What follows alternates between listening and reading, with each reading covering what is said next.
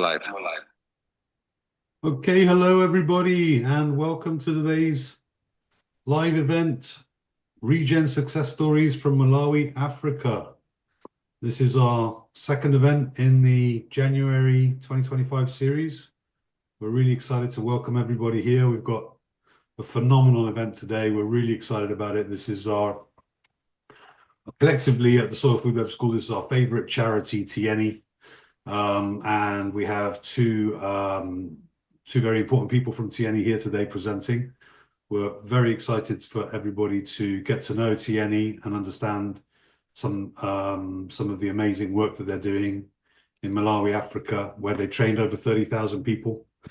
Welcome in, everybody. If you could let us know where you are coming in from today in the chat. We're really interested to hear where you're all joining us from. I can see someone's just joined us from Slovenia, and somebody else from Sweden. Allow me to introduce myself. My name is Luke Anthony Luca. I'm one of the co-founders of the Soil Food Web School, and co-hosting with me today is Dr. Carla Portugal, who's one of our lead scientists at the school. Say hi, Carla. Hello, everyone. Thank you. Excited to be here. Awesome. And on the panel today, we have Alex Gerard, who is the executive director of Tiyeni, and one of his colleagues, Isaac, joining us live from Malawi. Isaac is the country director of Malawi, of Tiyeni in Malawi. Very excited to have both of those folks with us. And also Ashley Terry, who's the long-standing videographer with the Soil Food Web School, now also working with Tiyeni to produce a very informative and exciting documercial. I think that's the right word, Ash. Documercial for Tiyeni, which is, he's going to tell you all about it in a few minutes, but that's designed to generate awareness of the phenomenal work that Tiyeni does in Malawi. So I think we should dive right in, Carla, and maybe look at the next slide, please. So this is just a little bit about our event series, the live event series this January. As you can see, we're on event 2. If anybody missed last week's event, that was a really, really interesting event. We had about 7 speakers. We tried to cram them all in and get to breakout rooms. But the presentations were just so colorful and so interesting. The breakout room time got squashed down. We only had about 15-20 minutes of breakout rooms, but we left them running and people were in there, I think, an hour and a half after everyone in our office had gone home. So that was really, really just a wonderful event. And the breakout rooms are something we're using more and more in our events. Event 3, which you can see there on the screen, is our community house party. That's next week. That's going to be packed with breakout rooms. So we just literally get everyone together, and after the first 10 minutes, there are about 20 themed breakout rooms, and everybody just mingles around, roams around those different breakout rooms, and they're themed, like I say, so they're just like amazing conversations going on around different interesting topics. We had an event like that in December, and it was just really great. Everyone really enjoyed it. So I'd encourage you to join us next week, same time, same place, for the community house party. Back to today's event, Regen Success Stories from Malawi, Africa. As I said, we've got 2 amazing people presenting from Tiyeni with us today. We're really excited to hear from them. And also Ash Terry, who's working with the Tiyeni folks to produce like a documentary or a documercial about the amazing work they're doing. So I think, Carla, we should move on so that I can stop babbling. And yeah, just a quick slide there on what were the rules of engagement. Sorry, the program for today, which is 45 minutes of presentations approximately, from Isaac and Alex and Ash, and then we'll go into our Q&A session. Thank you, Carla. Just FYI, a little bit of housekeeping here. Everybody's muted, obviously, so that we can hear the presenters. As soon as if you have any questions, please pop them in the Q&A, and we'll make sure that they get put to the panel when we get to the Q&A session after the presentations. And you can also obviously interact with other attendees in the live chat. Thanks, Carla. I think without further ado, I'm going to hand the talking stick over to Alex and Isaac. Please take it away, guys.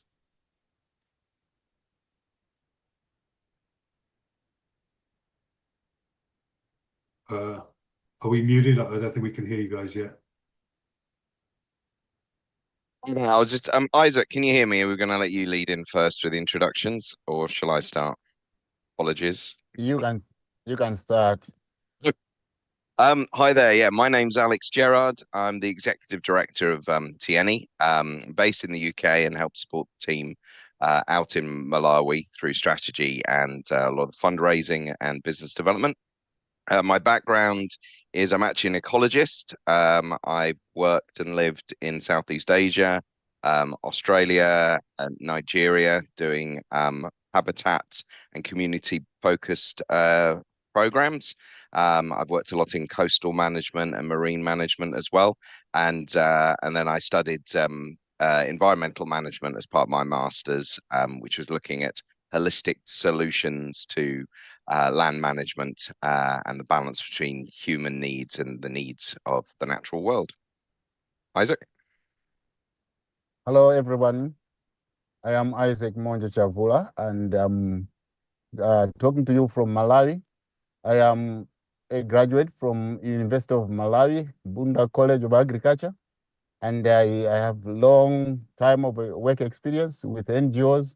But I started with the government, and then I moved to NGOs. So I've been managing projects in building the capacity of communities to be resilient against climate change in the food security sector, but also in the natural resource management sectors. And I've been doing that for over 20 years. I've also worked as a lecturer at the University of Malawi, Bunda College of Agriculture. The other component is Natural Resources College. I've been working there as a lecturer. But also at some point, I lectured at Universidade de Lúrio in Mozambique. So I crossed borders to lecture there for some few years. And then when I was back to Malawi, I had worked also for the USAID project. I was the country agricultural productivity specialist with the USAID. And now I am with the Tiyeni as country director since 2016. So since then, I've been working with farmers to make sure that they are out of food and income poverty. So I've been promoting the deep-bed farming across the country, but also I had some opportunities to present the deep-bed farming in other Southern African countries. So it is a privilege to be with you this evening. Thank you. Thank you very much, Isaac. So I'm going to start off by pointing out one of the big challenges that we have in sub-Saharan Africa, and in particular in Malawi. So Malawi is the 8th poorest country in the world, with a 75% living in poverty, and with a national yield of only 2 tons per hectare. Below that is classed as putting into food insecurity. So it's very much on the line regarding whether people are in or out of food insecurity. Across Africa, and particularly in sub-Saharan Africa, there is a slightly less known phenomenon called a hard pan. It used to be called a hoe pan back in the day when the FAO first identified it. And this is a compacted layer of soil which sits around 20 to 30 centimeters under the topsoil. We're going to go a bit more into that later on, but this is key to the challenge, is that when we see rain in Africa, we often see the farmland supersaturate really quickly, and then all you're seeing is these muddy roads and muddy rivers, and that's the wonderful topsoil being washed away from the farmland, And unfortunately, that ends up in rivers, often carrying with the fertilizers that farmers are forced to use in order to get a basic crop yield. In Malawi alone, they lose 29 tons of soil, that's mainly the topsoil, per hectare per year due to erosion, due to these processes. So it is a major problem, not just for the farmers, but for the wider ecosystems, the water systems, and the water catchment areas. And since 80% of Malawi's population rely on rain-fed agriculture, there is a huge need for interventions that are going to harness the capture of water and the stabilization of the soil and the land that they rely on.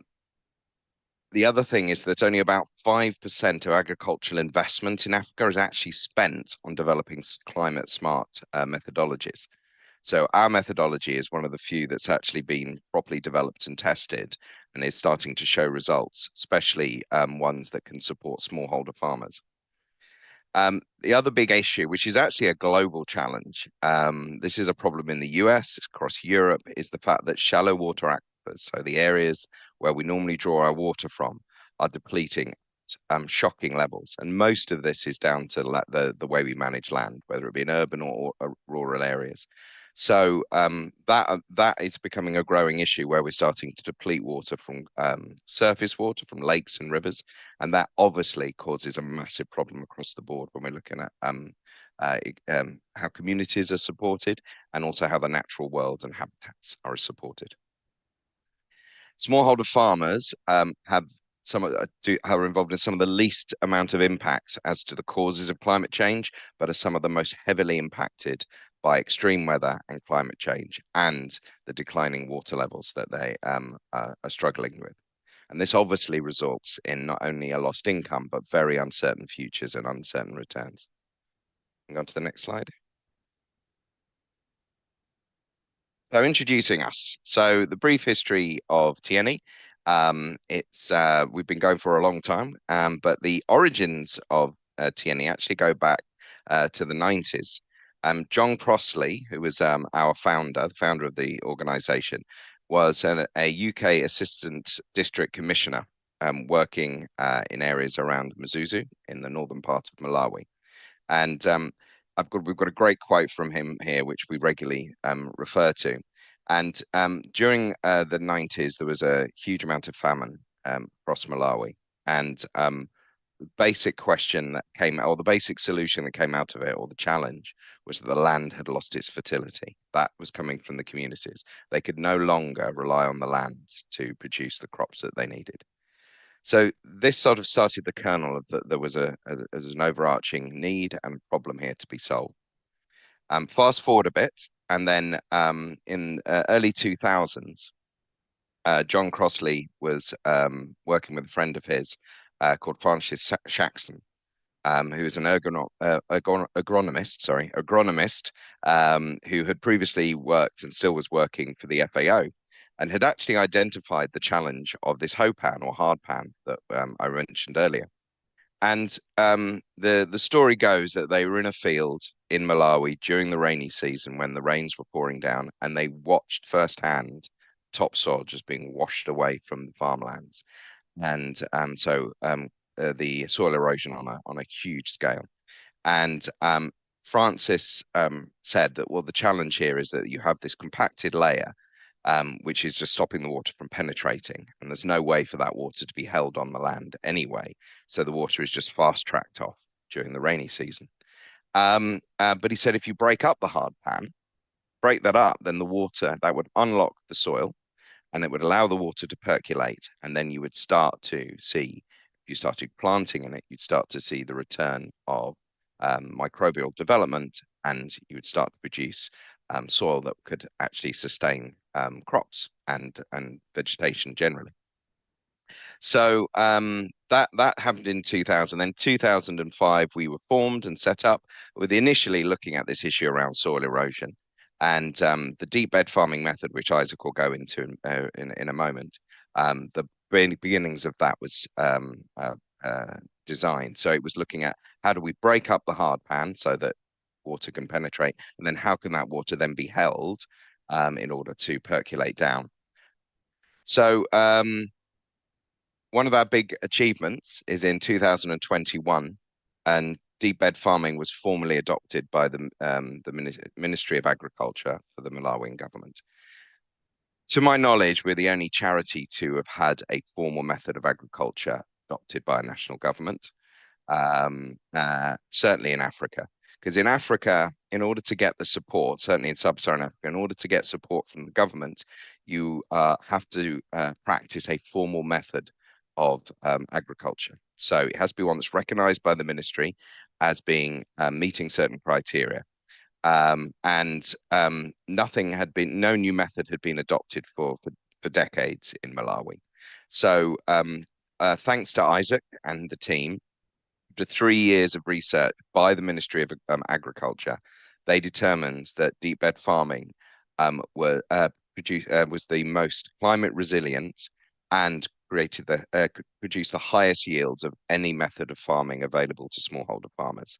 Now, bear in mind the context that the methods that are practiced in Malawi are pretty consistent across sub-Saharan Africa. So, the potential for deep bed is huge. And we're now in a position where the government are asking us to actually train all of their staff across the whole of Malawi in deep bed farming so that they can support farmers directly in order to get the message out there. I mean, that is formally adopted by as many people as possible. The way we're set up, as you say, I've got myself here in the UK and Isaac in Malawi. We're set up as two entities, but we work as one. We think of ourselves as a Malawian NGO with a UK funding arm. So Isaac and the team do the amazing work in Malawi, and that it's a very small team doing amazing work. And obviously, we're looking to grow the team, but it's a very small team consisting of Isaac. He has 3 managers who support him in the areas of measurement and evaluation, finance, and training. And then he has a team of field officers. And then the UK, because we try and keep our overheads as low as possible, my colleague and I work from our own homes, and there's me in London as the executive director, and then my colleague Rosa, who is based up in Edinburgh and runs the fundraising and engagement with the Scottish government up there as well, because Malawi and Scotland have a huge history. Goes back to Dr. David Livingstone. And so the connection between Scotland and support for Malawi is massive up there. So we are tapping into that through my colleague up there. Both organizations have trustees. So we have our board over here, and then there's a Malawian board. And they help support our strategy and the direction that we're going and deal with the huge demand that we have for our work. We have our HQ in Mzuzu, which is in northern Malawi. We're hoping, when we get the funding, we're hoping to move to Lilongwe, which, for those who don't know, is the capital of Malawi. But it also happens, as well as being the capital and where most of the government's core services are based, it's also geographically central. So it's very good for us to reach farmers much more efficiently by being centrally based in Malawi. Okay, and then we have the 3 hubs, which basically are run by field officers. So we have one in the southern region near Malanje. We have one in the central region near Lilongwe, so the capital, and then up near Mzuzu, where Isaac and the team are based. So that way we can meet the needs of the farmers in different regions and provide support where we can, and through the generous funding and donations we get, provide the support the farmers need. Okay, next slide. Right, it's the last slide from me, and then I'm going to hand over to Isaac. So I'm sure this is a term that comes a lot to the soil food web. The solution is under our feet. So with deep bed farming, as I say, it is a climate smart method of agriculture that does break this issue of the compacted soil. We very much refer to the fact that this isn't tillage. A lot of people will see it as deep tillage, and in some ways you could argue it is. But the reality is that a majority of the hard pan that is found on farmland in Malawi and across sub-Saharan Africa is man-made. So it is years and years of different methods of agriculture, and the reality that when with traditional farming there, you grow one crop, you then clear the land, and then the hottest, dry part of the year, you leave that soil bare, and then it is reformed for the next season. And this is an issue, as everyone will know on this as part of the soil food web. Leaving soil without anything growing in it leads to huge amounts of problems and the issues of microbial death or hibernation.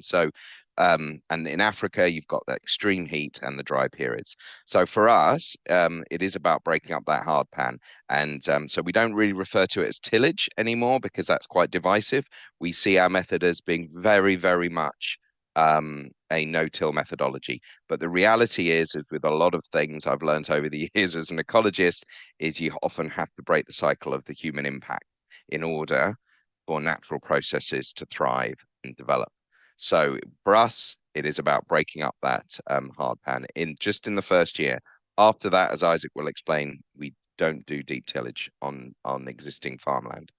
Okay. A key thing there, but this is the thing that makes me so excited about our methodology, is deep bed farming more than doubles crop yield in the first season, more than doubles. On average, it's about 124% crop increase. If you look at the picture here, this is the same farmer's land. Crops were planted at the same time. They'll have had the same rain inputs. I don't know for definite on this one, but it's possible the farmer on the crops on the right would have had some fertilizer, and the one on the left would have had no fertilizer, just mulching. You can just see from that the crops are bigger, greener, more drought resistant, and that's because the roots are able to go down deeper and the water reserves are there. And each of the stalks on the left will produce two large cobs. The one on the right is most likely only going to produce one much smaller cob. We've got loads of examples of that all over our website, but that just gives you an example of the difference on exactly the same bit of land that different land management, sustainable land management can have. And that's what deep bed farming offers. So in the first year, it's around 9 times more profitable, and after 5, around 12. Okay, so this is a game changer. If you go back to what I said earlier about the fact that 2 tons per hectare, you're looking more like 8 tons per hectare. And that is pushing it into livelihood farming. So obviously, as again, there's a lot more experts on here than me around soil health. Obviously, by breaking up that hard pan, allowing water and air to get into the soil, and by growing something in that soil all year, you are drastically improving the soil health and microbial development long term for that land. It restores natural habitats and processes, and we're starting to see the benefits beyond the farmland, as I said, looking at it as a much more holistic solution to land management. It is building climate resilience into farmland and communities. And one of the things that's joyous about it, all of these extra benefits are just by the farmer doing deep bed. They don't have to do extra practices like we often have to do in the West in order to do environmental tick boxes or environmental interventions. This is just by doing deep bed, you have all these impacts. So, and as I say, we're formally adopted by the Ministry of Agriculture, is crucial. It means now we can work hand in hand with the Ministry of Agriculture to deliver their vision around sustainable sustainable farming, climate resilience, and also empowering smallholder farmers. And which is a big claim, this, but we do believe from all of our research and everything we speak to, it is the only agricultural method that actively harvests for short and long term. Certainly in Africa, it is the only one that is actively doing that across the board and is simple and easy, low tech for anyone to use. And that is critical. It doesn't involve lots of expensive equipment. It is an available to all methodology. Right, as I can feel my voice is cracking, and I'm very excited to hand over to my colleague Isaac. If we go on to the next slide, I'll hand over to Isaac. Thank you. Thank you very much, Alex, for making a very good presentation. So let's get deeper into the deep bed farming method. I'll not belabor you much about the measurements you are seeing on the left of the screen, but just to recap on what Alex has said, we break the hard pan, which is formed out of our own action. Now, looking at how the deep beds are made, the cross-section will help us to figure out how the beds and the furrows are made so that they create a rain water harvesting facility, at the same time provide some space for planting. Maybe quickly, I should say, in Malawi, the system is based on our staple food crop, which is maize. Maize is spaced at 25 centimeters apart from one planting station to another. And the lines that are formed are spaced at 75 centimeters apart. So as you can see from the cross section, you will see that at the top of the bed, there is that 75 centimeters measurement. We're depicting where we plant the maize crop. Now, the goodness of the deep beds is that in between the two lines, you can also interplant with other legumes or grow some cassava, soya, and other crops that are very important in Malawi. In case one fails, the other one picks up. And then that increases the resilience of any farmer who adopts deep bed farming to any crisis that we have from year to year here in Malawi. Like pigeon peas is also grown intercropped with maize and many other crops. So how do we construct these beds? Yeah, that's the focus that we'll go through closer. But then when we break the hard pan, we form marker ridges, which are formed at contour. Now, these marker ridges guide as to how we make furrows and how we make the beds. Furrows are supposed to follow the contour, and then by that, it means that they are at zero slope. So we have to align beds as well along contour. Now, the raised waterways include marker ridges created with vetiver. We plant vetiver to strengthen the marker ridges. And the crop residues are matched on top of the beds to make sure that we protect the soils, but also we create a natural environment for our microbes and other macros to work as they are fed also on the organic matter. We promote green manure cover crops alongside agroforestry and other soil enhancing practices that we aim at maximizing the productivity of our soils. So this, let's get deeper into how it looks. This was a cross section of what we do, but let's get to the next slide to appreciate how this looks. Can we get to the next slide? Yeah, so in this slide, we practiced mechanization. We wanted to prove it out that you can also mechanize the making of furrows and the beds for planting. Now, we had to use the tractor. The good part is that once you use a tractor, it means you do once-off activity. You will no longer need your tractor to work on such fields anymore, as long as you nurture the beds. So you can see the marker ridge, the contour marker ridge, is guiding the furrows. When we make the furrows, we are following the marker ridge.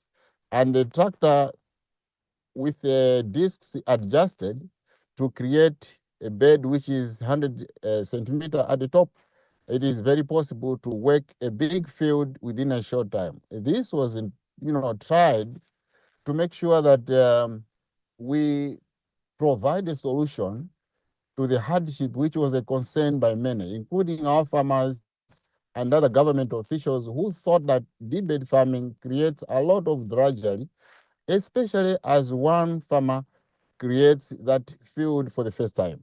So we felt like it is important to demonstrate to the nation that indeed you can also create very big fields using tractor. And the concern with tractor is that it is where it is used continuously, it creates another layer of hard pan. To avoid that under DBF or deep bed farming, we do not recommend replowing every year. No, we plow once, or we break the hard pan once, and then we leave the farmer to work with the beds that are permanent structures. So as you are seeing in this picture, these beds will be used for years and years, as long as you make sure you feed the soil and make sure that it is always maintained in terms of shape. So this deep bed is mechanized. It's possible to mechanize deep bed farming, in addition to making use of hand hose. But even with use of hand hose, the breaking of the hard pan is done once. And then we emphasize on making use of manure to lengthen the economic productivity of the soils with manure, not in organic fertilizers. Thank you. We can move to the next.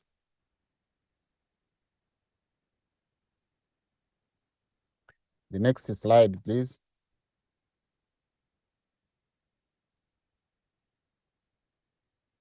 Isaac, we can see the next slide on the screen now.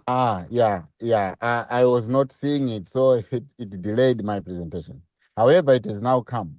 Now, let's look at how we deliver the deep bed farming. The approach is quite, built on government approach of catchment, covering the whole catchment. So our approach is we follow the whole catchment which the government is using. Now, as we are approaching the villagers, we go by summoning the village. So village by village adoption through sensitization and mobilization of villagers is done as our entry point. After that, when all the members of the community have heard about deep bed farming and heard about the benefits of deep bed farming, we then organize them into groups. So group formation follows, and then training programs follow.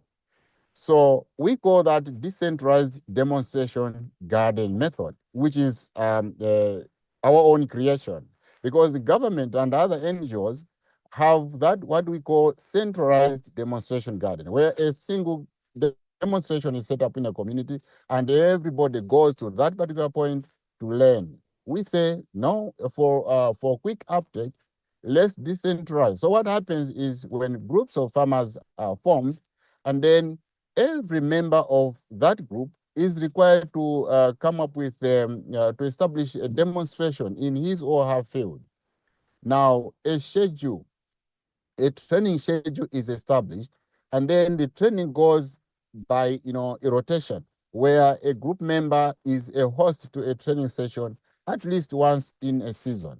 So they go by that routine until they get the training in full. So everybody has the opportunity to demonstrate to others what he or she is doing.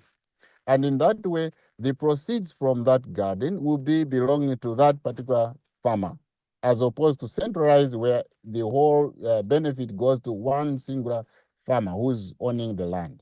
So in our case, by the end of the season, every farmer will have, the field under debate, will also have the capability of demonstrating to others, who also have been visited by the group members, so that they share the experiences and everything that goes along with the training. So it is very advantageous, and it strengthens group cohesion. Then we follow up with participatory method. We want farmers to own the project, so they all participate in the M&E activities.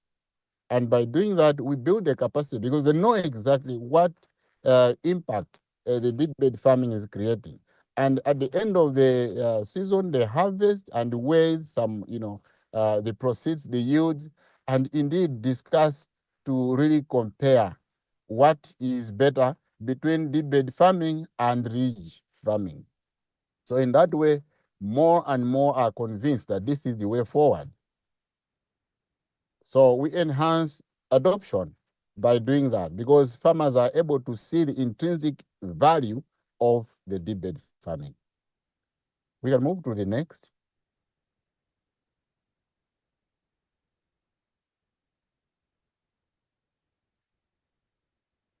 since I'm seeing it the last.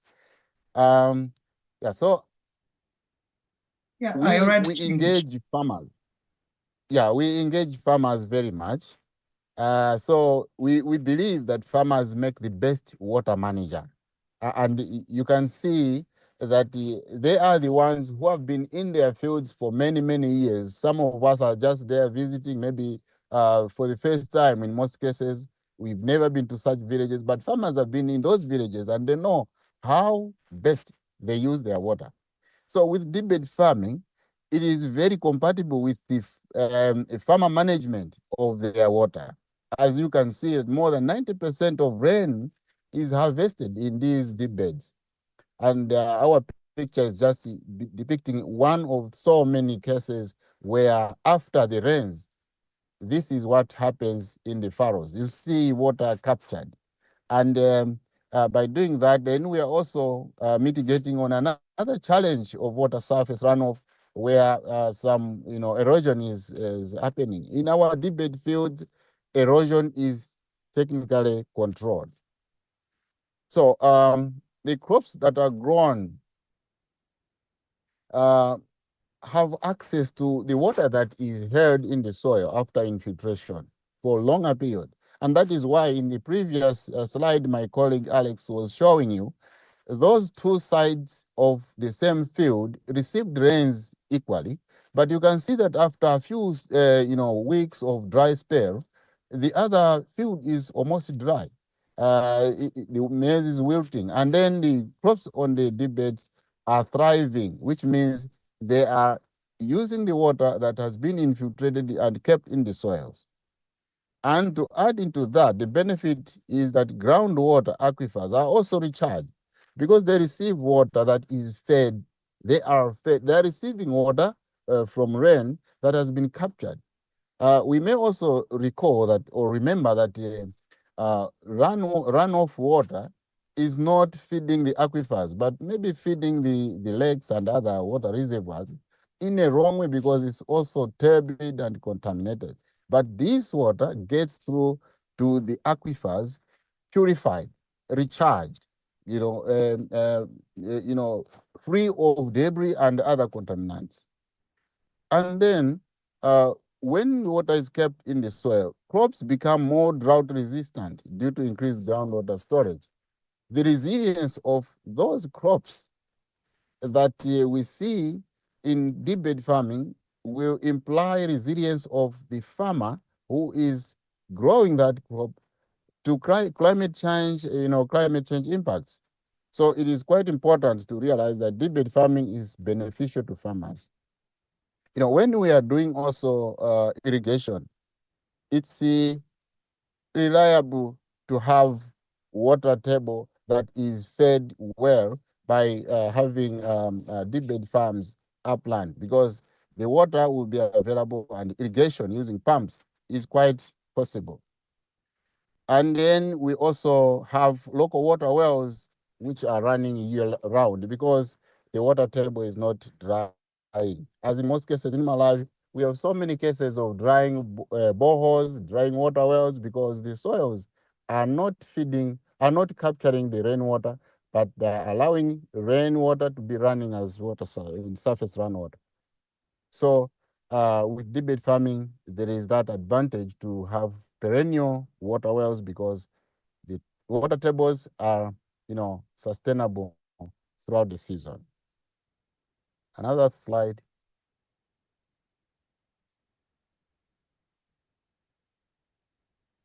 So our work to date, we have, this is cumulatively a number that we have been compiling over the years since 2015.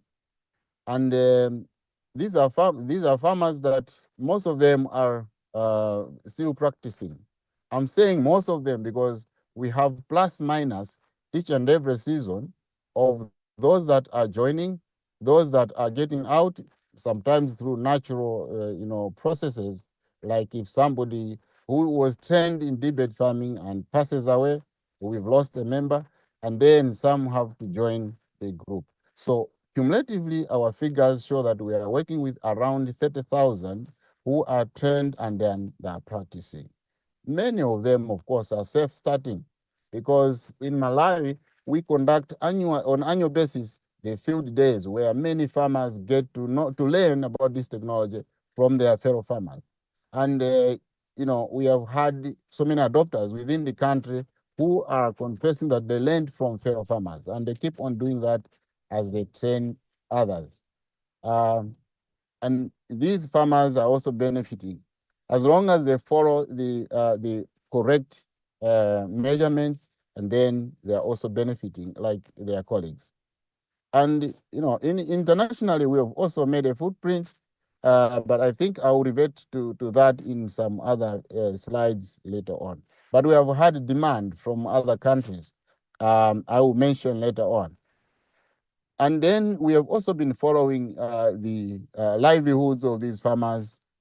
Their livelihoods are changing because of the yields and the profits that they're making. You can actually see that the increase is quite huge. And in most cases, these farmers that are really small, maybe the yield per year is about 2 tons per hectare. But in this form, we take the average of those farmers who have at least tried to adopt other, good practices. The yield is, on average, for those farmers, is 4.2 hectares. Tons per hectare, under crop. Under conventional ridge, and then under deep bed farming, it goes up to 7.8 or sometimes 8, which means it's more than doubling.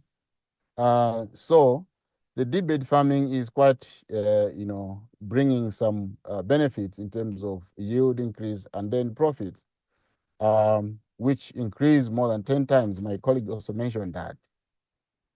The environmental benefits we can talk about, we know that the restoration of aquifers has already been emphasized on. The benefits that go along with that is quite huge.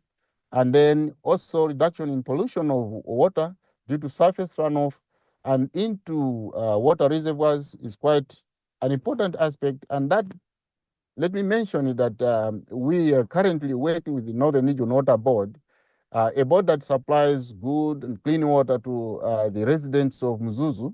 They loved so much the technology that they made us become partners to them because of this same reduction in pollution of water. They have, some water reservoirs which are quite a huge cost to them to purify the water that is flowing into them, because that water is coming from the city residents. And then you can imagine all the pollutes get into that reservoir, and then that water must be purified using some chemicals.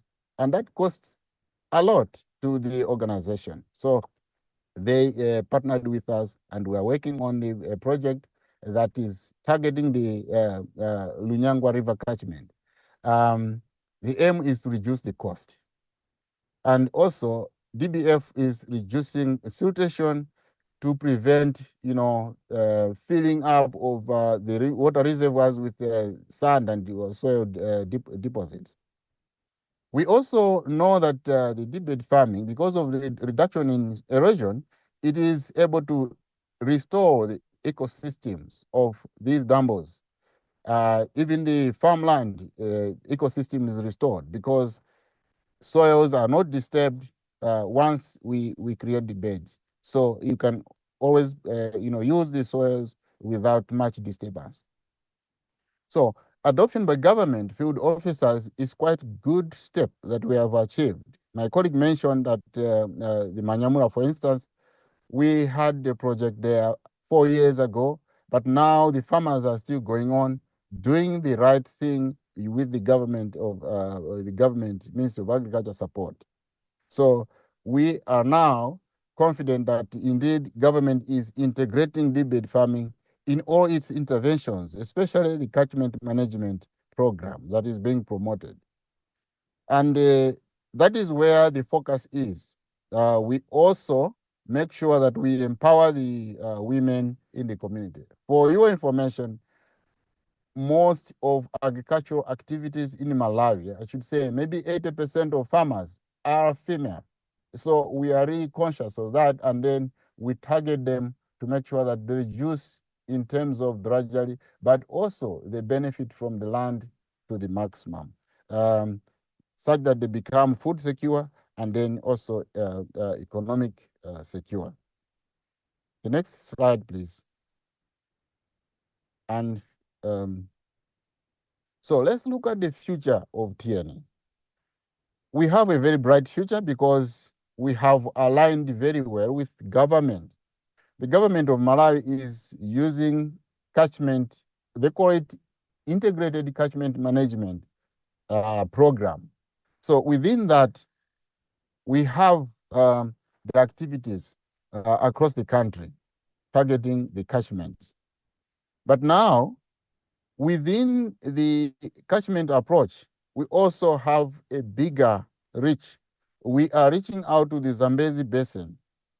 The aim is the Zambezi Basin has to be transformed or has to manage its waters. You know, all the rivers that flow into the Zambezi River come from Malawi, come from Zambia, Zimbabwe, and you know, these countries fall wholly into the Zambezi Basin. But other countries that are partly into this basin are like Tanzania, Mozambique, you know, Zimbabwe's, and then we have Namibia. You know, Zimbabwe is wholly, but we have you know, Angola, and then Namibia. So, and Botswana, some part of it. Now, the whole area will require the deep bed farming to be all over so that we can harvest the rainwater and be used by farmers who depend on rainfall. You know, and then locally, we have partnered with the Northern Region Water Board, as I said, and we are implementing also the Lunyangwa River Catchment Project, River Catchment Management Project, with the support from the GIF, which is Global Innovation Fund. For the next 4 years, we'll be sure that the Northern Region Water Board clearly see the benefit of deep bed farming. So we are following a model of holistic land management, putting farmers and communities at the center. As you can see in the picture, this is you know, very nice picture to see who is involved. You can see the trainer there is female. We have female field officers training. Most of these who are trained are also female, and that is building confidence in females to say we can take up these challenging positions. We can also lead in terms of household food security. So women in Malawi have to be very proud because their role as leaders in food security is a very important aspect because they know how to cultivate using the deep bed farming, which is more productive than the laborious and destructive ridge farming, which they have been toiling years and years before. So most of them are moving towards this direction. We are working with more than 65% in all our project sites. So as international trials, you know, when I was given an opportunity to make a presentation in Kenya to the Cotton Foundation family, these participants were drawn across Africa. Of course, some participants were drawn from donor communities, and we had many coming from outside Africa attending that, you know, international meeting. I was given the opportunity to make a presentation. So we had demands from Nigeria. They want deep bed to be introduced in Nigeria. In Kenya, they have in Nanyuki, and then other demands are coming from there of late. They want this debate to be there. In Tanzania, the same. And the Gambia team even came to Malawi to learn about the debate farming so that when they go back in the Gambia, they can try it. So we have these demands that are coming up. We also have the demands that are coming from Zambia. Yet we need to strategize very well and secure support in terms of funding so that either our team can go and then train pilot sites in these countries and then see how it rolls out. Otherwise, it is a method that can transform the way Africa manages its soils and water to maximize production. We have had also companies locally trying to do the same, to implement debate farming, cash crops, and other companies are trying to try it on cash crops like cotton. So we are in the process of formalizing partnerships and then engaging them to make sure that we publish those findings from those trials. We've had one innovation that is outstanding, and I should mention that with this aftrak, we have a breakthrough, not only in the deep bed method of farming, but also in terms of provision of solar to communities. I think I will talk about that in detail in the following slides. But for now, we introduced this aftrak because we realized that farmers need, affordable source of mechanical energy. So we came up with this. So we can go to the next slide.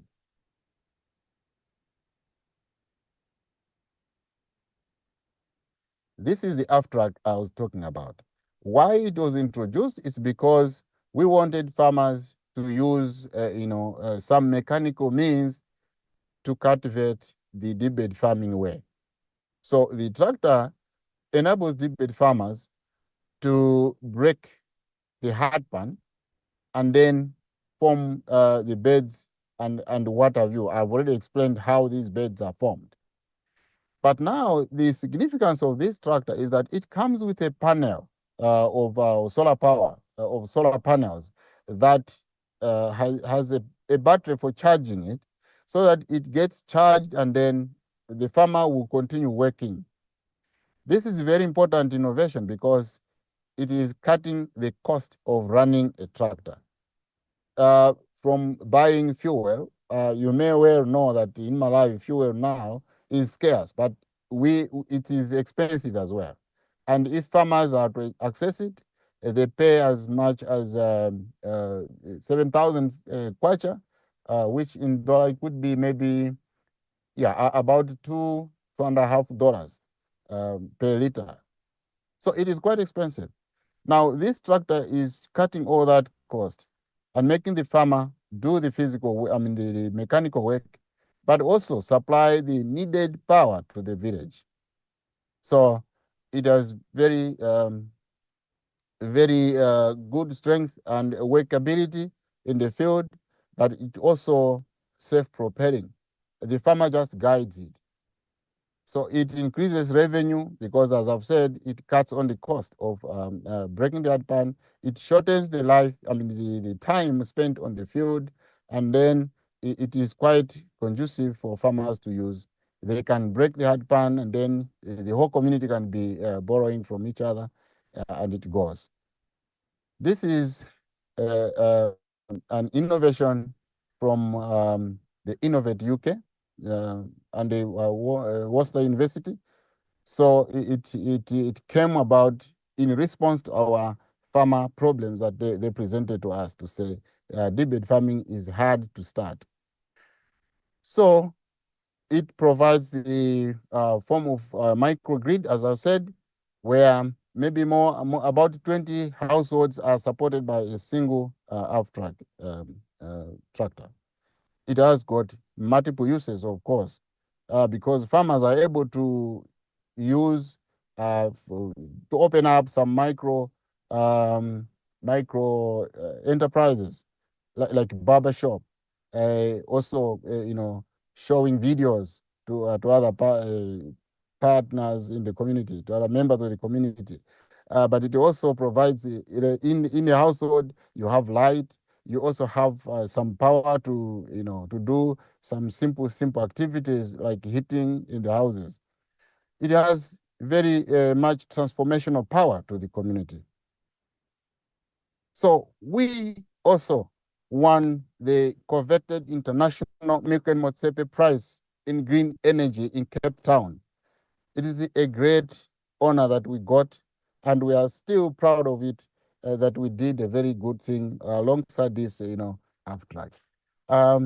So this, in essence, I'll just go, in summary, it shows that the functions of the aftrak is quite diverse.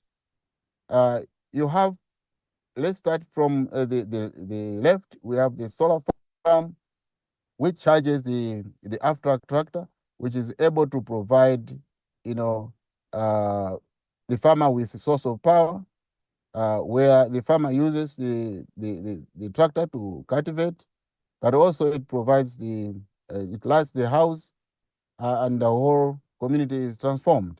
As I said, it is a very, very important, machine to the household.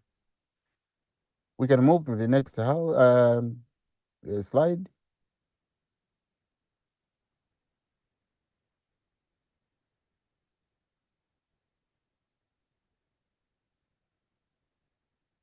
Yeah, so with deep bed farming, we are saying it is possible to achieve a number of sustainable development goals. And we just look at the first one, poverty. SDG number 1 is no poverty. The result of using deep bed farming is that you more than double the crop yields, and surpluses are sold for a profit. So it is double. It's quite important to adopt so that you resolve the issue of poverty, which is in Malawi, it's like more than 75% of people are poor. So this is very, very important to promote. SDG number 2 is zero hunger. The same doubling the yields will mitigate this problem because farmers will now have more to eat. In Malawi, we depend mainly on maize, but then with deep bed farming, other crops like cassava, pigeon peas, soya, more than double the yields. So the farmers are resilient and are covered from all angles. So there is no hunger any longer with deep bed farming. With the environmental cleaning of the water, SDG number 6 proves that the deep bed farming, which harvests more than 92% of rainwater that is infiltrating in the soil, gets through a natural purification process to be able to get through the aquifers and be available through tapping from those aquifers, be it through the springs, the natural springs, be it through the boreholes or water wells. That water is available because you have harvested it in the first place. If you don't harvest, you allow it to run as surface runoff and get contaminated on the way and destroy the environment as far as the dumbbells are concerned and all that destructive to the aquatic life. That is all cut with deep bed farming. Climate action, SDG number 13, with the control of surface runoff and control of erosion, you create very good ecosystem or bio environments which are conducive for many organisms to thrive on. So actually it transcends to life below water. So life on land and life below water, they are all tackled by the same intervention with the promotion of deep bed farming. Because SDG number 14 is life below water and the restoration of ecosystems and the removal of chemical inputs. As I said, we do not promote inorganic fertilizers or application of chemicals, but we go biological and organic. That in itself is quite important aspect of deep bed farming. And the water quality is improved. So it is quite important to transit to deep bed farming. We can go to the next slide.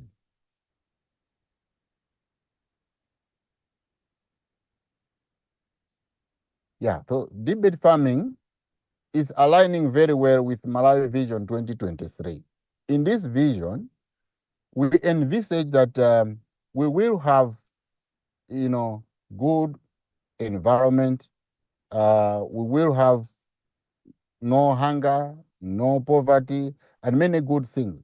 But the way to go is to promote agriculture productivity and mechanization. So that is pillar number one. The agriculture productivity and the commercialization is pillar number one to that Malawi's Vision 2063. Even way before we can get to that, we have, intermediate targets like 2030 targets that are talking about measuring these, parameters that are listed against what we are doing in mitigation or in a way to achieve these targets that we have given ourselves through that vision. So by looking at one by one, we have high environmental degradation as a challenge to our economic growth. But we can achieve through promotion of deep bed farming because, deep bed farming prevents environmental degradation. So that comes very clear. Increasing adverse climate conditions, increase in crop resilience against diverse climate conditions, and by harvesting water that is coming through rain, will increase soil rigidity or resilience of crops to adverse climate conditions is achieved through deep bed farming. We also have it in Malawi that not many farmers have knowledge of soil care. This limited knowledge is mitigated very well through deep bed farming because we build the capacity of these farmers. So we have over 20 years of research building capacity of our farmers to sustainably manage their soils and water. You may remember that I said we work with groups, and these groups have farmers or members of the group are able to demonstrate to others how to manage their water and their soils in these groups, so that by the end of the season, they have gone through that, schedule of trainable points or trainable topics that will make each and everyone become capable of understanding what goes, along with the water that we harvest and what should happen to the soils to make that soil more productive. So this is the way forward in as far as mitigating the lack of knowledge of soil care is concerned. We have another challenge in that document. It's stipulated as low adoption of climate smart agriculture technology. Now, DBF or deep bed farming is a package of these technologies that is promoted together. So farmers, when they adopt the deep bed farming, they are not adopting just the flattened beds, but they are also adopting agroforestry, adopting manure making, and adopting water harvesting, like other single technologies that are put together to make it more efficient in its work. So deep bed farming is a composition of all these good practices put together. So farmers, once they transit to deep bed farming, they have adopted a number of these good practices. And then in the end, we have increased climate smart agriculture technology adoption across the farmers who adopt deep bed farming. The challenge of poor land management practices. Deep bed farming is an excellent way of training farmers to practice sustainable land management practices. The same way as low access to land.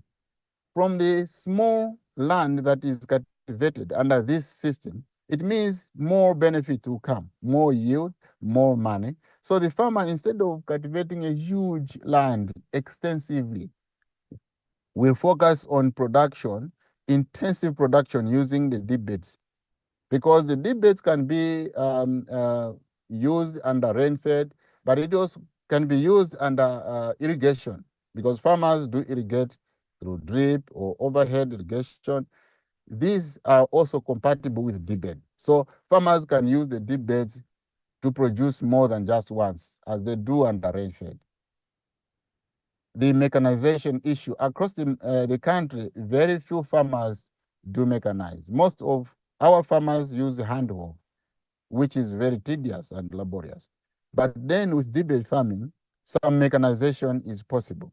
That's why other companies that have the tractors have already started. I can talk of an example of Pixas Malawi.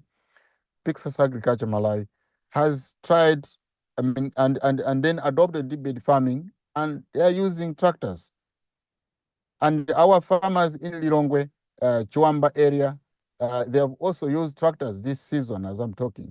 They are able to use the tractor once, as I said, and then make good beds, and they grow crops on those that have been made by tractors.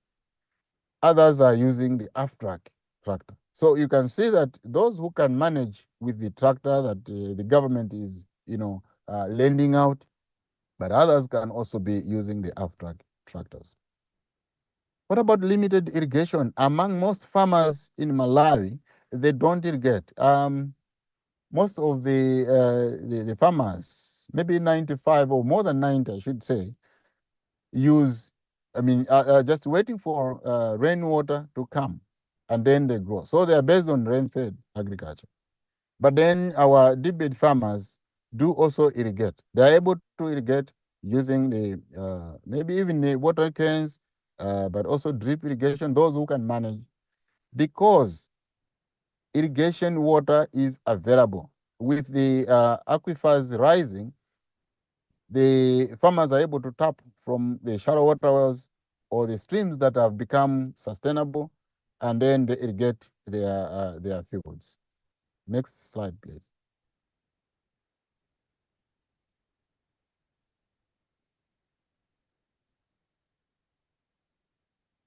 Yeah, the soil, the solution is clear. Now, reflecting on the challenge that we had under our feet, we can say now we need to use those interventions now, which have become our solutions, to implement and mitigate on those challenges which my colleague outlined in the first slides. But here we are. We can now more than double the yields to make sure that we more than double the impacts. And these impacts are like, those that I've discussed in terms of impacting and transiting from hunger to food secure households, from income poor to income secure households. These are the things that have come because we are implementing the deep bed farming. We also maximize in terms of rainwater harvesting. If water is harvested up to 92%, the 8% that is remaining cannot be destructive if we allow it to partly become surface runoff. It will not be destructive as if it were the whole rainwater received, failing to penetrate the soil profiles and becoming surface runoff. We are also benefiting from the holistic catchment management approach that we are using. Because of the deep bed farming, it is able to capture water throughout the catchment, and then the whole catchment is slowly becoming a very productive catchment, where all water is harvested and allowed to infiltrate in the soils, but also become available for production, to livestock production, because even livestock depend on available water. You can also engage in fish farming because you have now recovered the water, the dam areas to become, conducive for fish farming. So there are more benefits. And that is why we have more profits for farmers, especially those that transit from ridge farming or destructive way of cultivation to deep bed farming. We also improve soil health. As my colleague also, because he's an ecologist, alluded to in the presentations, that soils become more healthy when the soils are well aerated, and then water is getting through without impediments, no compaction of soils, because soil porosity depends on the compaction of soils. If it is well aerated, you have more chemical processes and natural processes going on. More microorganisms multiply, and then they are also becoming very useful to crop production. We do not allow or we discourage use of fertilizers, inorganic fertilizers, but we use organic fertilizers, be it produced from dead matter, or we use live trees or live shrubs that add in more and more nutrients in the soil. And by doing that, we are nurturing the soils, making the soils more conducive to living things to thrive in. Most of these living things in soils are very beneficial naturally to our crops. So by creating that conducive environment, in the end, they will, they will deplete the bad microorganisms, but then will make the good ones to thrive. And the farmers will benefit even more because these microorganisms are naturally beneficial to humans. And in the end, you don't even need to kill them. You don't even need to apply fertilizers. You don't need to apply, chemicals, because naturally, even plants that are protected by these natural soil organisms will be able to resist or become more resilient to attacks by pests. So in the overall, the farmer stands to benefit because soils are happier and healthier as a solution to the farmer. In terms of climate resilience, we have talked about the crops thriving better. Just in this in the picture there, you can see it's the same picture. I mean, the same farmer growing crops side by side. The other crops are grown on ridges. The other crops are grown on deep beds. If you are with me, look intently at the picture where you see water. Under the deep beds, there's more water there trapped in the furrows. But look, where is the water gone in the ridges?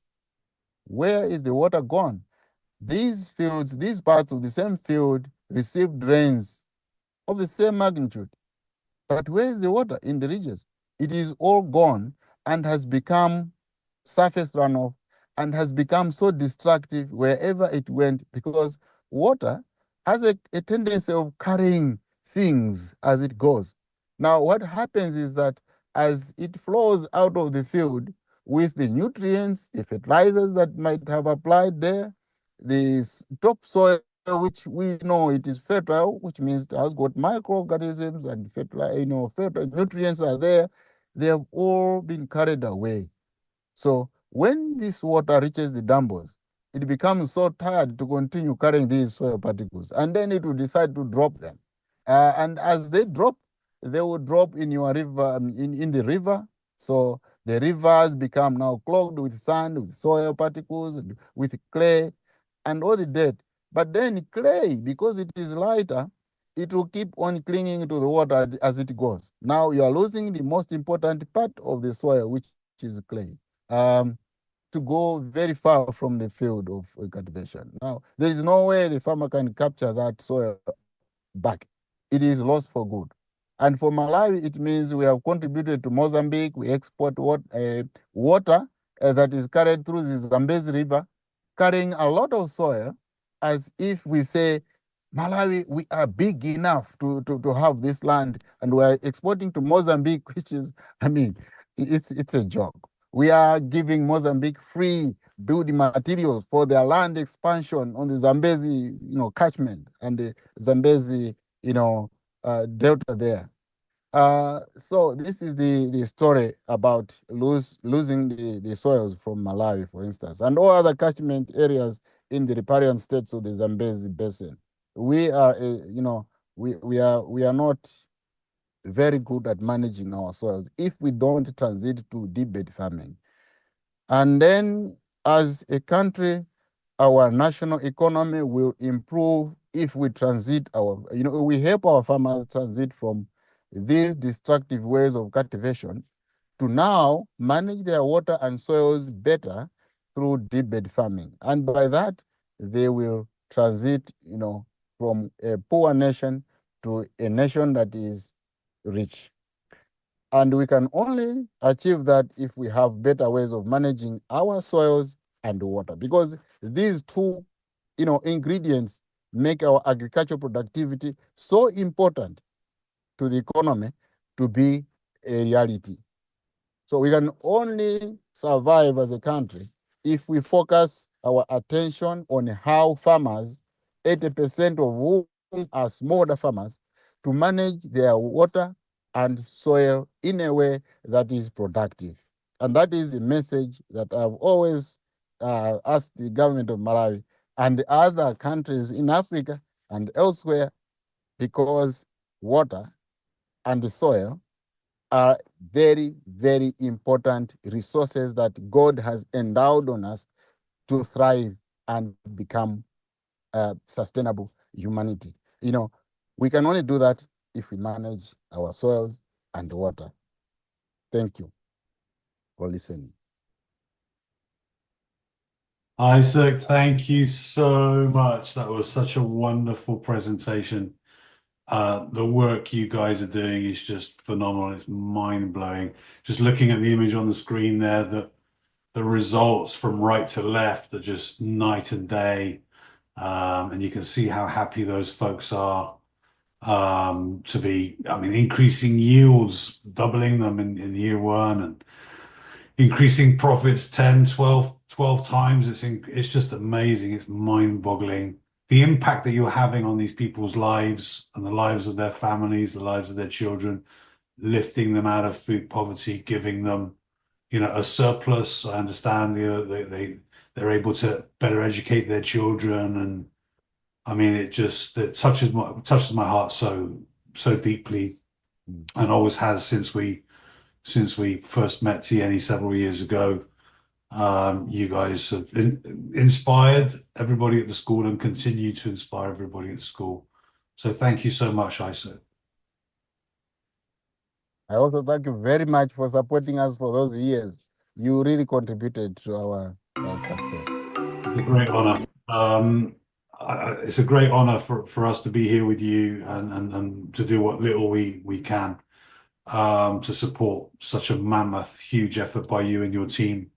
So thank you so much. I think we've got Ash Terry up next to talk about his recent trip to Malawi, where he was documenting some of the great work that you're doing and the method. Ash, I think you might have a video to play for us as well. Yeah, that's correct. I was told my microphone's a little low, so I'll eat the mic, as we say in the industry. Yeah, you can go ahead and play that, and then I'll speak some to what I experienced there as we were there.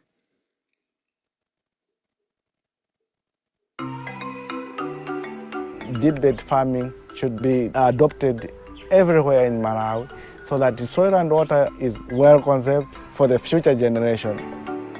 Matasulemba kwa anthu ganyu ndani komanso kuphunzitsa anthu amene achandali amene adaona ubwino umene ndakolola chaka choyamba. Chikuonga sichomene ma technologies akwiza kwenye nguya soli mkulira mbedi yatovwira chikwenye kuti kusunga chinyezi kuona mu amama mapano wakukorolera ulimi wawo chifukwa chakuti para nkhaendanga mnthowa. Deep bed farming is a labor-saving technology, bringing in the immediate benefits as well as addressing the long-term solution. Nowadays, farmers have felt the impacts of climate change right in their fields, and this is really affecting their food security. We welcome the deep bed technology as one of the key interventions. If we compare farmers who are doing deep bed farming and farmers who are doing conventional farming, it is more than doubling in terms of crop production. Ifwa anthu ambiri tinaona kwina atapanga izizo anakolola mokwanira popeza ulimi uwo wa mabediwo umakolola madzi. You maintain moisture in the farmland, so even if we have got a right grains, farmers will get something from their farm. Tiyeni is aiming at eradicating hunger, so all our activities are geared towards making sure that the farmers have enough to eat and they have enough to sell.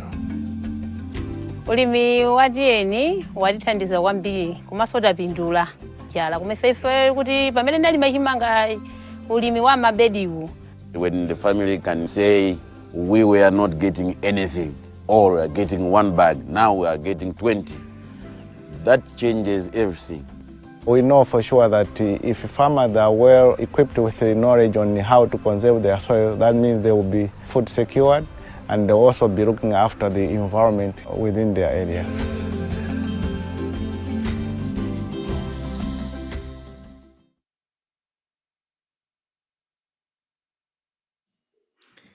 Yeah, so I put that together for the purpose of this webinar, just so you could have a sense of how some of the farmers were reacting. And I didn't even include some of the best bits. Every time Tiyeni trainers arrive on site, it's like a messiah is coming to greet these farmers, because every time the Tiyeni folks show up, it's because they've been invited.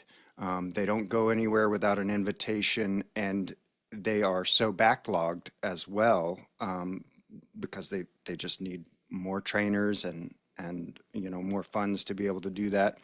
But there's always more desire to have them come and train the farmers. And so when they get there, my first day, there were like a group of 200 farmers.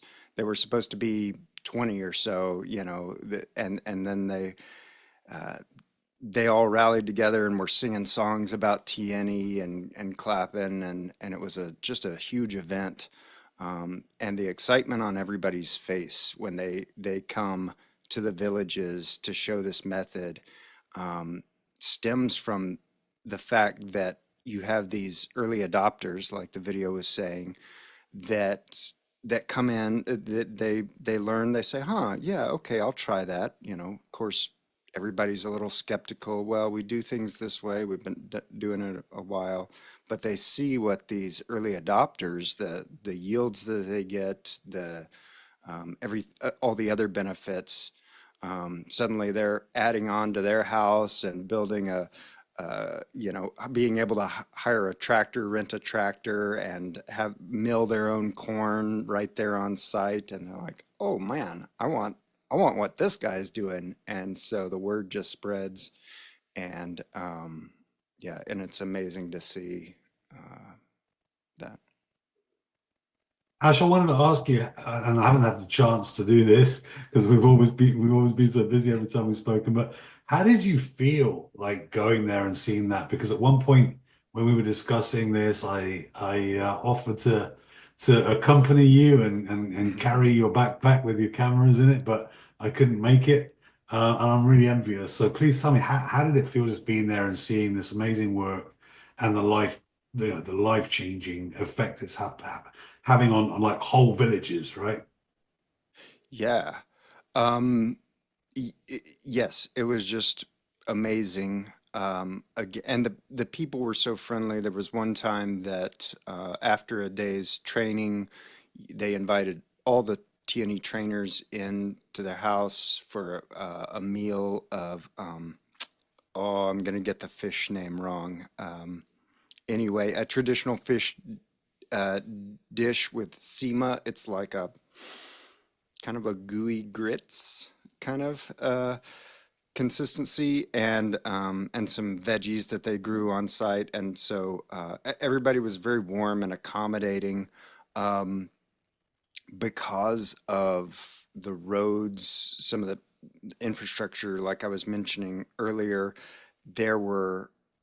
Everything took longer than it felt like it should have. So by the time we got out there, my feeling, I was always in job mode working, but when I would have the chance to actually sit down and enjoy, despite whatever jet lag and stomach pains and headaches I had and everything else, just the frustrations of just general trying to capture the moment. And I would look around and I would see people laughing and just enjoying themselves, and and being really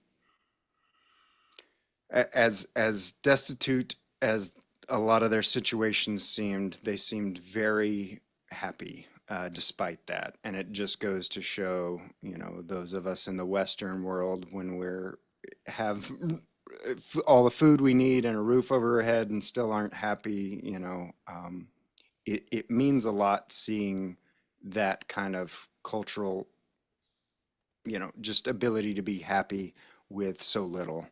And I can appreciate taking that sentiment back home with me. I said had an effect on your life, right? I'm guessing. Yes. Oh, yes. Yeah. Awesome. Thanks, Ash. I know you're planning to hopefully visit again sometime to get some more footage. Yes, ideally, you know, in order to finish this in style, we would like to raise a little bit more funds, go back for the harvest season, because when we went there, we were breaking up the hard pan. Well, and even that was a little late in the season, but we were doing some of creating the contour marker ridges and things like that. Um, uh, Capturing interviews, but it would be great to see all these results. You hear about the yields, but we want to see, you know, a test field versus the control field and seeing, you know, oh man, those corn cobs really are a lot bigger and more, there's so many more of them and stuff like that. So we're looking to get back out there again this year and give this documentary project all we can. And since I'm in Oregon, I'm volunteering myself to help you carry your bags. Nice. We'll be there together, Connor. And Ash, I mean, Tiyeni have got a lot of images, right? Still shots of side by sides. We saw some of them in the presentation earlier from Isaac. But you're trying to, like, the purpose of the documentary really is to get the whole process, start to finish, documented, so people can really appreciate a lot more about how it all works, right? And could you tell us a little bit about that? And also, if you could put a link in the chat to where people can go to donate to the production cost, because I know you're still short of funds to get this thing finished, right? Which is, I understand. And Alex, maybe you can come in and tell us how useful you think that's going to be in terms of in the future, once the documentary's out there, generating more traction, more funds for Tiyeni going forward for years to come. Yeah, it's a good point that you mention, you know, their current library of images and so forth. They're even the fact that the government is on board since the pilot test project went well with Tiyeni, and the government's like, oh yeah, you are doing good, so we'll be on board, we'll support you, you know, we'll have these extension planning agents that you can train, and then they'll train lead farmers who, you know, train other farmers and stuff like that.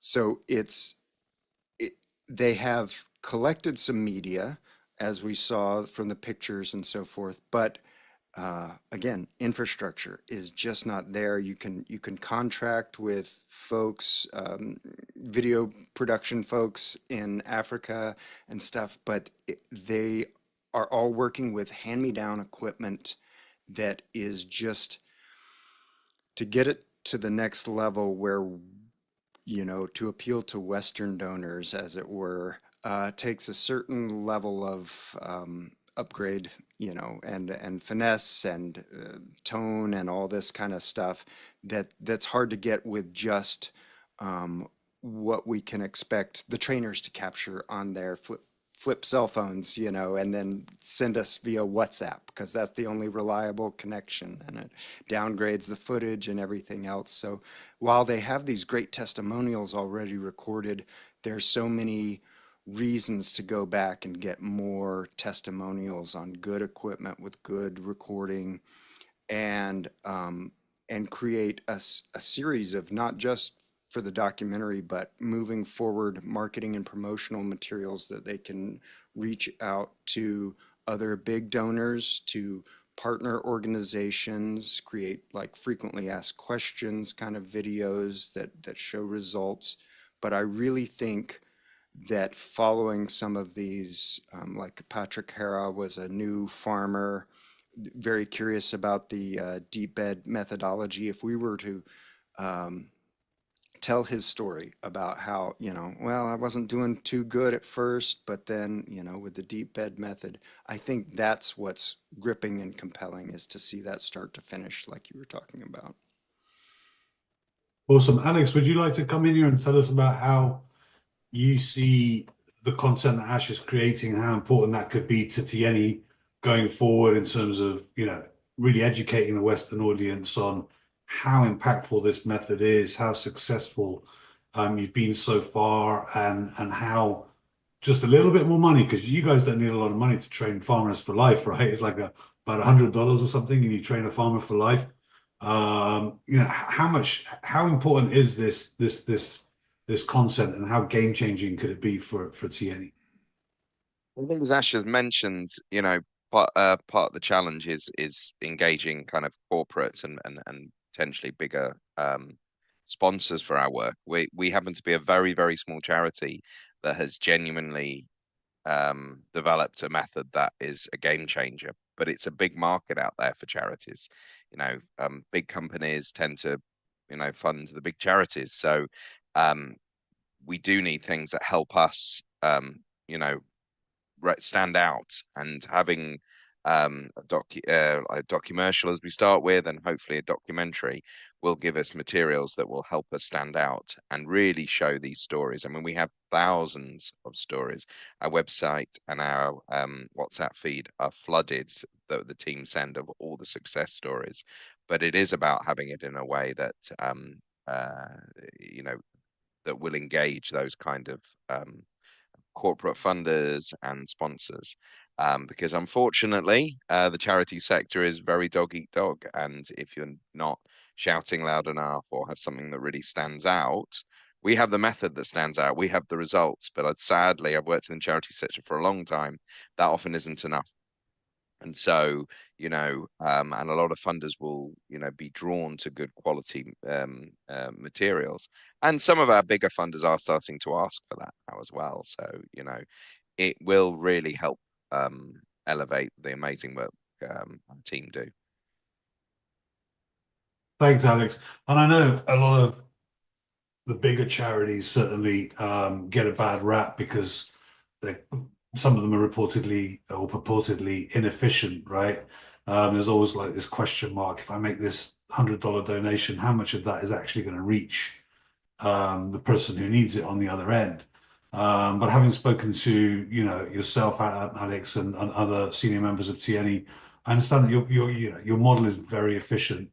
And like I said, I think it costs something like $100 to train a farmer for you guys, which is it's an incredible return if you think about it. $100, you train a farmer for life, and the impact on their family just lasts for years and years, right? It's amazing. Yeah, exactly. And part of the challenge, and we hear this from speaking to the communities we work in, is unfortunately what happens with a lot of big charities is they do actually often go in, do really good interventions, but then they often leave too early. And what we provide is not just a short-term support, but we capacity build now with the government to mean that support is always going to be there. We have an exit strategy. We try and work with communities for about 3 years, but reducing our direct impact as much as we go along, training lead farmers and capacity building so that it has a future, so that the money that the donors have given us has a legacy. It is there, because we know we've succeeded, and we hear this all the time now, where farmers say, I'm training my children in this. I'm passing this down. This is how we farm now. The methods that Isaac went into around ridge farming, that is not climate resilient. It is failing farmers across the whole of Africa. But it is passed down from generation to generation. You ask why you do it. It's the old adage, well, we've always done it that way. And so, our success is when we no longer needed to be there to train, because farmers are passing it on to farmers and family members, and I mean now we have the government support, and that obviously is a model that we then want to try and replicate in other countries, because without sounding awful, but charities are usually there because there's a void, there's support needed, and we want to actually capacity build communities so that they no longer need that support from us. And that's the inspiring thing. But sometimes big charities leave too early. We embed ourselves in the community and then provide that sustainable approach. Amazing. Thank you so much, Alex. Isaac, I can see you're now indoors and still with us. So thank you very much. I think we're going to move straight into Q&A. We did have a video to play about an offer, but I think we'll skip that. Just to mention that the school has got a special offer on right now. If anybody's interested in training in the soil food web, just reach out to us directly and we'll give you a link to that special offer. Could we get the first question up on the screen here? Carla, I think you're sharing, right? There we go. So Derek T is asking, is getting through the hard pan a primary reason the deep bed technique works so well? If so, is the method relatively localized to function, or should it work anywhere?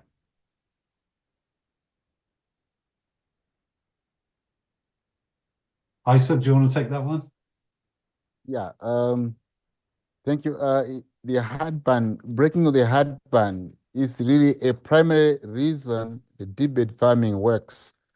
Primarily, we say that the first and foremost problem or challenge that FAO helped Malawi to deal with was that they noted that there is compaction of soil, and this in their study it was countrywide.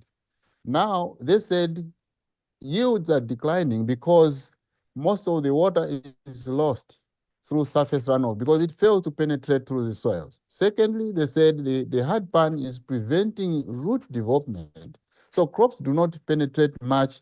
Instead, they go lateral, and they had a picture of tobacco. Tobacco is a deep root system crop, but it failed to get through this hard pan. As such, it becomes vulnerable like any other crop that doesn't get deeper into the soil profile, gets vulnerable when there is a slight dry spell. Then the crops were wilting. And then what they said, this hard pan must be broken before you can make use of your soils. So primarily, this is our main cause for breaking the hard pan. The deep bed is also designed to harvest rainwater. Like the furrows are wide enough, 50 centimeters at the top, and then it goes up to 30 centimeters in terms of depth, and the beds sometimes the 40 to 45, depending on soil condition. But the whole reason why we have the deep beds is to harvest water, to break the hard pan that is preventing root development and infiltration, as well as capture this water which we must need to produce.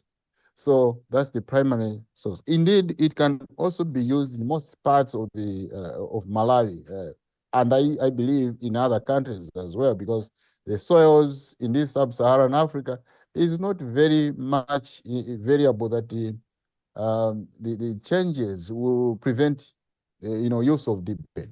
So it can be applied across many countries. Of course, except in the dumbbells where you have water flooding and so forth, we can't. And secondly, maybe the very steep sides of hills, it doesn't do well. Otherwise, you have to transit to maybe terracing.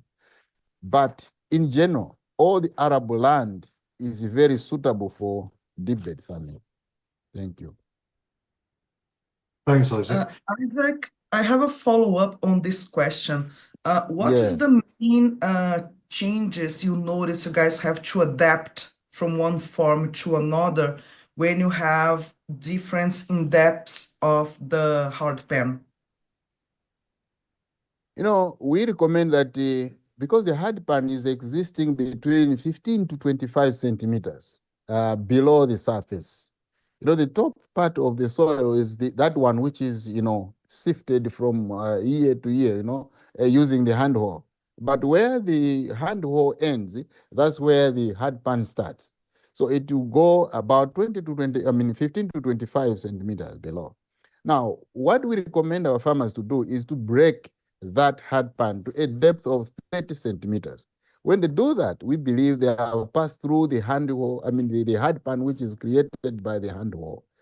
When they have been using a tractor, the tractor pan is also forming at about 45 centimeters, 40 to 45 or thereabout, if they are using continuously with the tractor.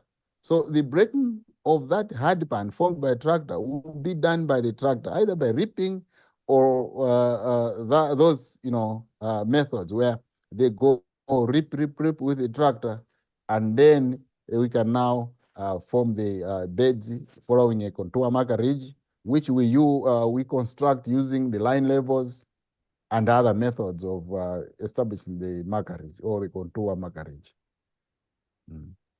Beautiful. Thank you so much, Isaac. Thanks, Isaac. I think we can move to the next question, which is also from Derek T. Kind of a follow-up here. Is the digging of deep bed farming done on the contour of the land like a swale in permaculture nomenclature to help infiltrate rainfall? I think the answer is yes, isn't it, Isaac, to this one? Yes, exactly. That's why I said we use line levels to establish marker ridges, and that is exactly suitable. Otherwise, this deep bed farming is very compatible with the, such type of farming like agroecology, some call regenerative agriculture. There's all a permaculture.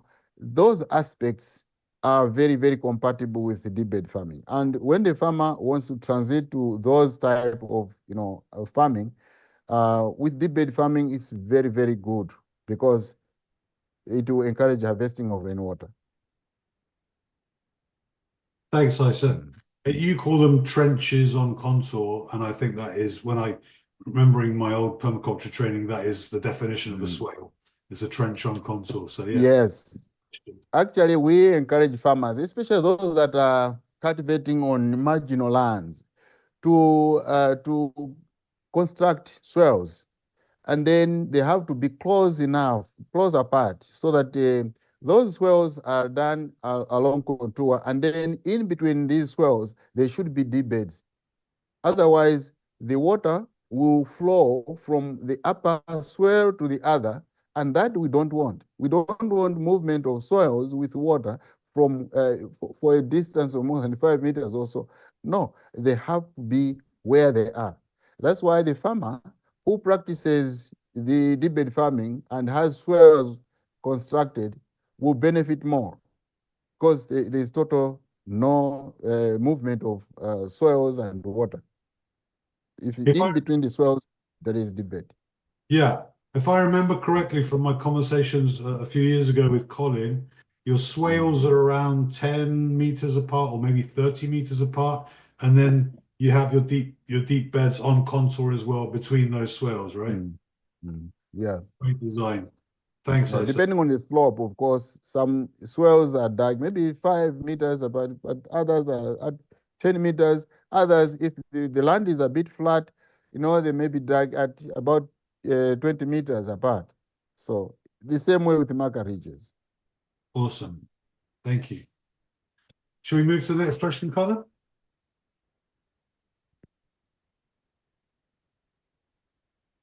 Oh, this is from Carla. Sorry, I couldn't resist. First and foremost, beautiful work. Thank you so much. I have no words to express how I can only imagine the benefits. It's one of those things that we really need to see. And thank you for doing this hard work and really change the game, and also being willing here to teach us how we can translate this to our areas as well. And then my question goes to how often is necessary to rebuild this deep bed system? It's normally one of the often questions here on the Western we receive, like, but do I have to redo this every year? No need for doing it every year. What you do is you maintain, we call it bed maintenance. So beds are maintained annually, of course. As the rain gets to an end, the farmer, as a way of weeding, we call it last weeding, but the farmer gives back the shape and the measurements of the bed by bringing the soils which have maybe gone to the furrows back to the beds, so that sorry, I was putting in the option to make sure that I have continuous power. Thank you. So what the farmer does is to reshape the beds and to construct the boxes along the furrows. Towards the end of the rain season, it means that no more rain will wash the soils back to the furrows. So that is the only thing that one does.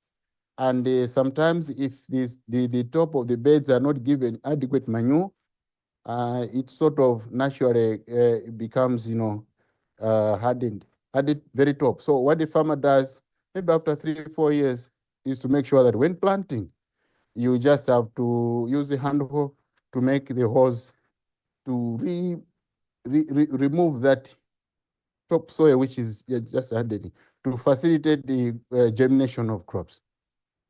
So that's what happens. Otherwise, the structures are the same. You not make or remake beds.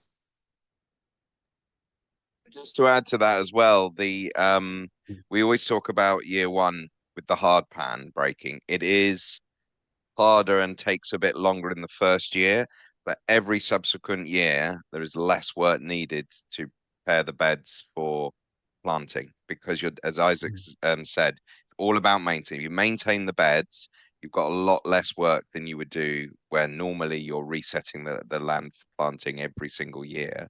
You actually do a lot less work from so that frees up a lot more time for the farmers, and we've started sort of recording that, how much time is reduced from year two for other activities. So you're not spending as much time preparing the land. Thanks, Joe. There's a question from Kathy in the chat here, and it's aligned with the discussion. So I just want to bring that in, talking about the release of carbon from the soil when you're breaking the hard pan. I think I'm right in saying, Alex and Isaac, that you guys chop and drop the stalks of the maize plants and everything else. So you're actually adding carbon into the soil year on year. And because you're not tilling after the first event, I'm guessing you've measured the carbon content of the soil over several years and seen that increase. Is that right?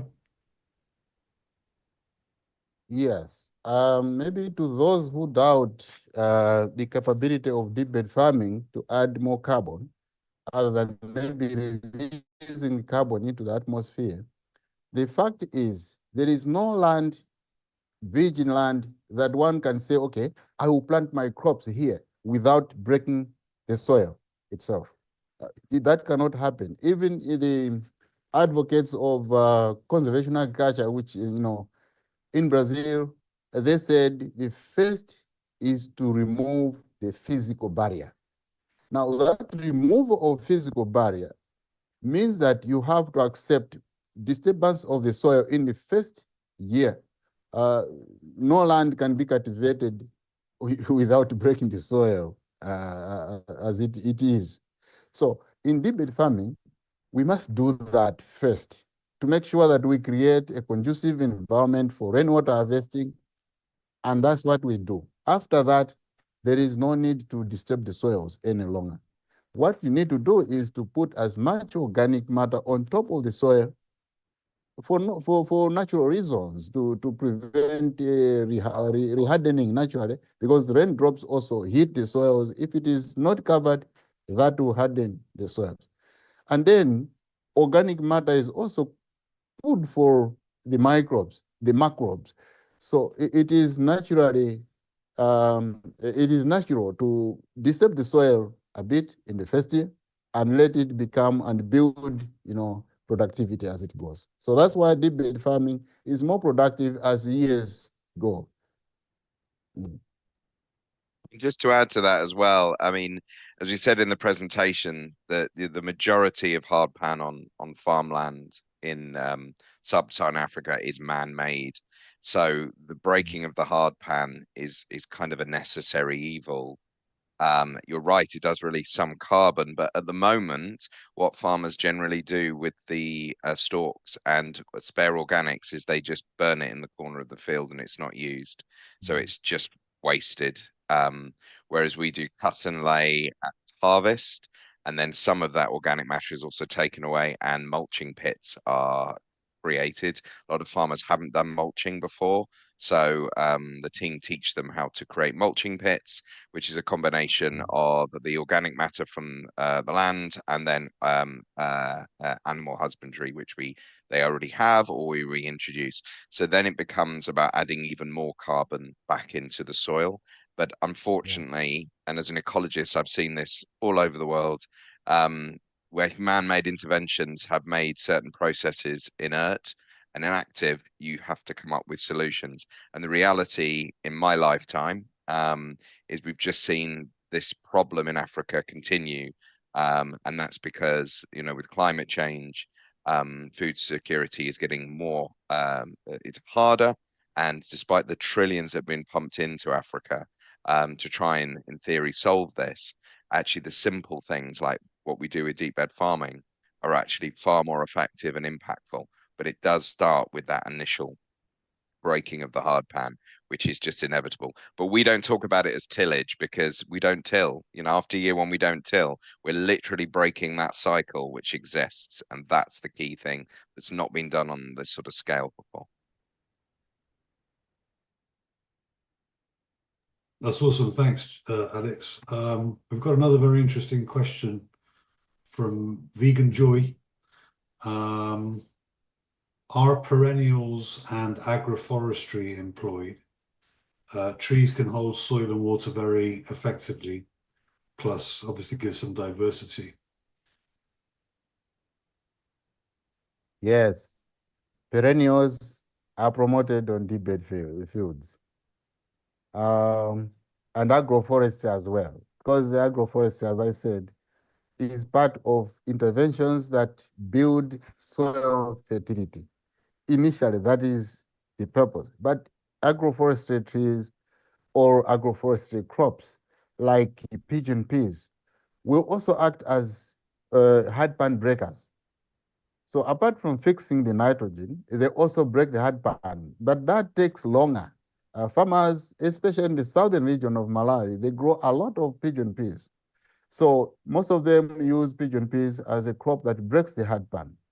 Of course, initially, they may break a portion that has been subjected to hand hoe, but after that, they plant a lot of, pigeon peas. So these are very compatible. Other crops, in deep bed fields, we also encourage farmers to plant even for Debiabida and other trees that are useful. The green manure cover crops, but also the fertilizer trees that are being promoted under the deep bed farming. So I don't know, maybe the other part of the question, maybe if you project it again. Yeah, the second part was trees can hold soil and water very effectively, plus give diversity. Yeah. That is true. That is true. But we are dealing with situations where the hardened part is so bad that most of the water just becomes surface runoff. That's why in Malawi we have very bad, statistics of erosion. You can think of an average of more than 29 metric tons of soil being eroded from a single hectare of land every year. It's a bad situation that, these long-term interventions like perennials and agroforestry, yes, come in, they are important, but immediately we need to have an immediate solution, and that is the deep bed farming to cut off this erosion, which is so huge. It is sometimes when I train farmers and extension makers, I always give them this example to say, would you allow a 30-ton lorry to just, carry off topsoil, which you must need out of your hectare, and then think about you benefit from whatever subsoil provide? And most of them say, no, that cannot happen. Say, yeah. So don't allow your topsoil to be eroded, because erosion is the most important silent stealer or thief of our topsoil. And our topsoil is our wealth, because our topsoil supports human life. It's not the subsoil. Yeah. Just to add to that, you have to remember this is quite a long journey. Like I said earlier, that farmers have been farming this way for multi-generations. And traditionally, you would clear the whole land, you'd remove trees, because every tree is potentially somewhere you could grow crops. So, we look at our programs take about 3 years till we feel that farmers have done, gone through the process and have adopted all the different things like the mulching, the intercropping. Now, agroforestry is a critical bit, but as Isaac said, we've got to deal with the issue of food insecurity before anyone's going to be even interested in planting trees on the land. They have to trust us to say, well, actually, we want to plant a few trees here because they will do all these benefits long term, dealing with the issue of the hard pan. But you've got to deal with the hard pan to start with. If you plant a tree, you're talking generations potentially until it's going to have the effect that you'd really want it to have. So they are a critical part of the long-term design, and from an ecological perspective, vital, and especially around habitat balance and species reintroduction. We're looking at using agroforestry and farmland to support natural predation of crop pests. So, because one has a larva phase, which is great for some of the birds that come on, and other ones have a moth phase, which is great for bats. But a lot of those are not as prevalent on the farmland anymore because their habitats have gone. So introducing agroforestry for that is also another benefit. So it is a journey, and it's about them trusting us with that journey of changing a whole multi-generational of a practice of farming, and it all starts with food and water security. Once that is established, then we can do more, and we can introduce them to so many more opportunities. And agroforestry, permaculture, they're all there. But if you don't start with sorting out the issue of food insecurity, which deep bed starts improving in year one, very few practices can guarantee that, or say guarantee, offer that as an option. But if we don't break that hard pan manually, then that year one yield is not going to happen. So, it's just the reality of the environment that we're working in. Okay. Just to touch on some of those headline numbers here, Alex. Year one, you're seeing like increases of yields of like 100 to 150%, somewhere around there. 124 we quote as our average, but yeah, I mean, it's more than double. And if it's just maize, then that's logical because you go from one underperforming stalk producing one cob, because obviously you haven't got the water, the nutrients, it will prioritize just one.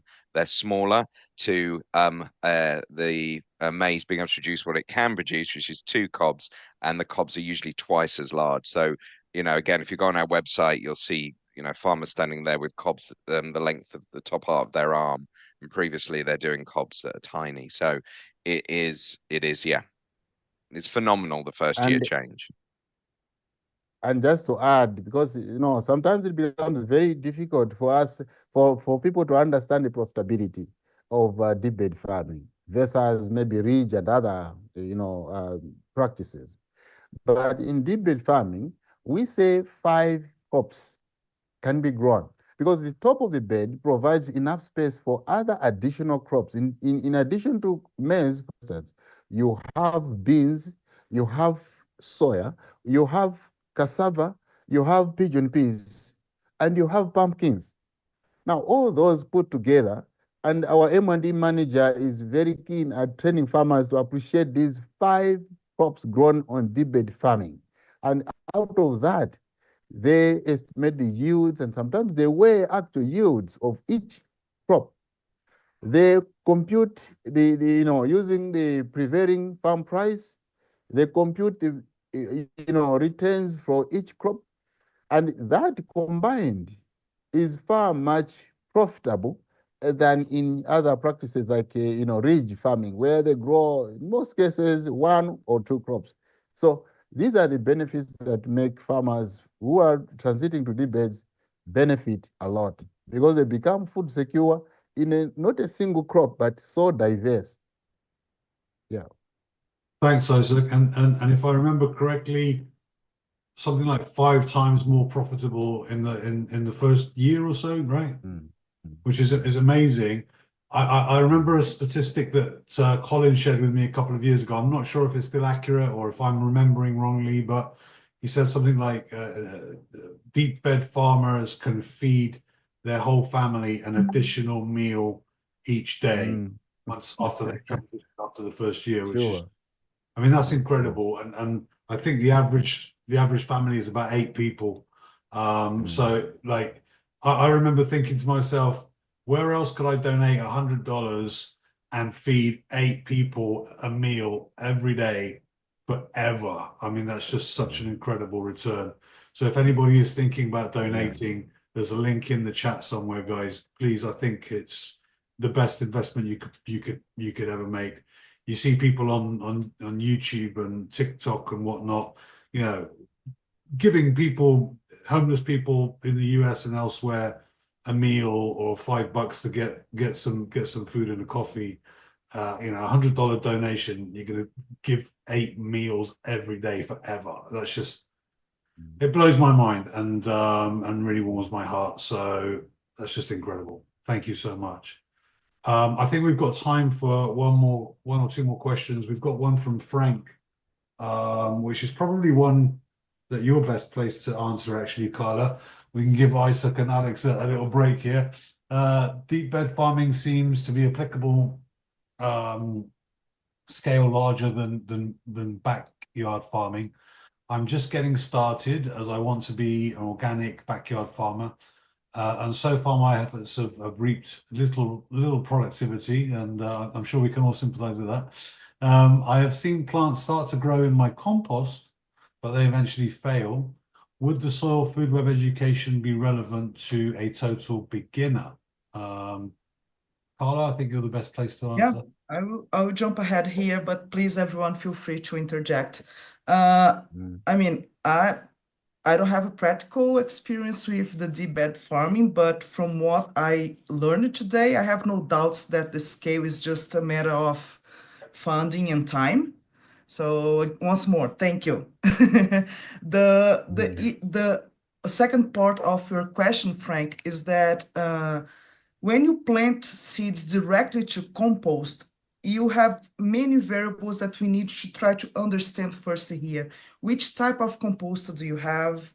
What's the purpose of planting direct on the compost? Which stage of maturation this compost is? It was fully composted. So there is a lot of variables that we need to look for before I can even start to answer this question for you. You can always reach us if you have more information. We can chat and dive in on that. But definitely the Soil Food Web courses, we will put you on the right track. You are going to start with the foundation courses, where you're going to hear from Dr. Elaine from more than 54 lectures, right, Luke? And she just like, I still get amused with this woman, how she can break down complex concepts in a way that anyone can understand. And that foundation courses are going to give you the knowledge basis to really understand how you need to set up your stage, your backyard, and then you can go to the advanced courses, which have essentially 2 main paths. One, you're going to go for the lab tech, and you're going to learn how to identify the microorganisms, calculate the biomass, and do this scan of any sample, which level of biology you have on that sample. And the other path is to become a consultant, or if you only do for your farm, you can follow the grower program.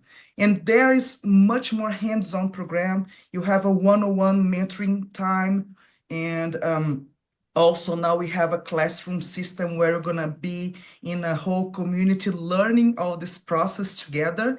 And there's when you're really gonna learn how to adapt all this knowledge to your reality. Which are the main gaps I'm missing? Where can I expand? Where can I advance? And as you advance to the program, you will go from the composting to extracts and teas and the other liquid amendments, and to effective apply all this knowledge in your backyard or any other farm that you want to do. And with the mentor alongside you, you're going to show us what you can do in one growing season, and then become a consultant and go on this planet to do amazing job like Tiyeni is doing. What did I miss, Luke? I think you got it all, Carla. I think, Frank's main question was, is the soil food web training or education relevant to beginners? And I think you hit the nail on the head. We do get a lot of beginners, Frank, coming to the soil food web school, and Elaine's method, her teaching method, is to break complex interactions between microorganisms and plants and all those concepts down into very, very simple, understandable lectures. Carla's been working with her for several years on developing the content. And as Carla said, we now have cohort programs where you can join a cohort of about 20 people and go through things with those people, go through like large chunks of the course with those people, and learn from the questions that they're asking in those group sessions, and learn that way, which I think appeals to a lot of people. We also have workshops like the one that's going on in Cyprus right now. It's a 2-week intensive workshop where there are people from all over the world, from China, from Kazakhstan, from the US, from just everywhere. And I had the privilege of being there this week with them, and sitting in the back of the classroom and learning as well. And it's just a wonderful environment.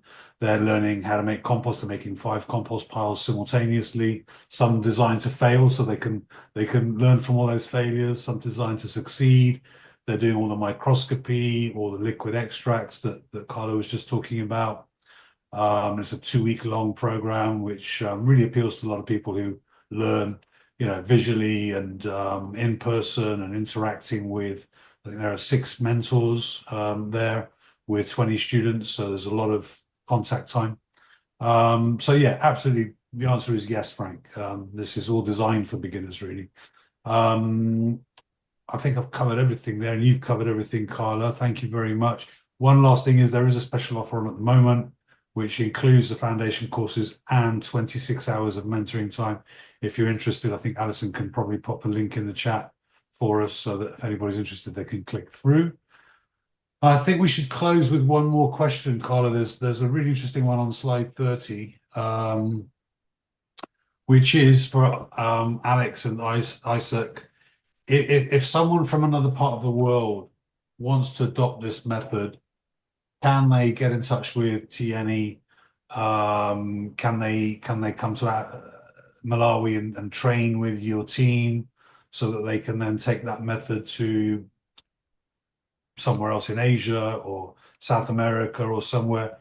Have you guys got some way of interacting with other organizations and individuals from other parts of the world? I can start with this one, Isaac. Yeah, And yeah, I can stop. I can start. The answer is yes. They can come to learn. The learning depends on basically what they want. I may give an example of the team from the Gambia, which came. They stayed with us for more than a week. They went through all the necessary stages of adoption. We took them to the fields and they interacted with the farmers. That was part of the training which they said they would like to go through, and they had enough time enough resources for themselves because they're self-sponsored. The other option, which in my view is better than the first one, where they just come to learn, is to have our experts go and train. I would differentiate. When we are introducing deep bed farming, we also look at the soils. We also learn about the rainfall patterns and so forth of that particular area. So if we are there, then we'll have all that information. And then when trying to, start the deep bed farming, we will have the knowledge generally of how we can deliver the message to them and also what precautionary measures to put in place. We also look at the slope of the land. It's quite difficult for a layman to determine, maybe to look at the, how far apart should the swells or the marker ridges be if you are not very conversant in these aspects. So the best is to have our experts go and train. As long as resources are allowing, that is the best option. Now, let me go for the other option, which I said, others coming to learn. They may have all those interactions with the farmers, but then the team that has come is the only team that has learned. Whereas if we travel, it means a bigger number of farmers will be put together and get trained. Within a short time, many fields can be converted to deep bed fields. So the other benefit is that if a few farmers travel to learn, they may not capture everything. But when we go to train, we empower a lot of people, and they may remember things that they keep on reminding each other, even if we are not there. So there are pros and cons in these things, but it all depends on whether there are enough resources to self-sponsor to come, or enough resources to hire out our trainers to go and train. So but it's possible. And following on from that, I mean, we because the demand has become so great for deep bed farming, we're aware that we cannot clone Isaac and the team, put them into another country, and then suddenly have all the same knowledge of the government structures and everything. So we know that our long-term approach is to train other organizations. We do a train the trainer program already with lead farmers. So the plan, and we're already doing that. I mentioned we've got an organization in Nigeria which is actually focusing on water. They're a water charity, and they want to, because of the power of our work to do recharge, they're looking at self-funding to come over, spend some time with Isaac, and then the next phase and the team, the next phase would be, as Isaac said, one or two of the team to go over and then train in situ, so they can see deep bed in full flow, but then we can go and adapt it.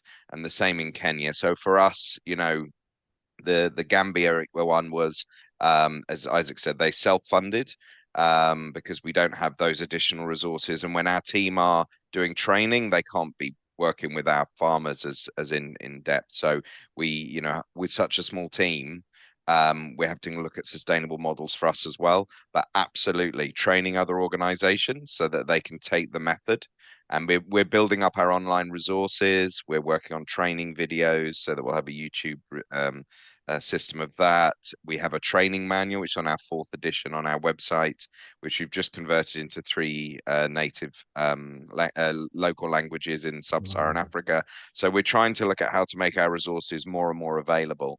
The challenge going to other countries, as we said, it took us 3 years with our government to get the method approved. If we go to Tanzania, we're probably fast-tracked that process because we have a government-approved document, but we still have to go get it approved in every country in Africa we want to work in to make sure that the support is there for farmers. But absolutely, we're always open to opportunities.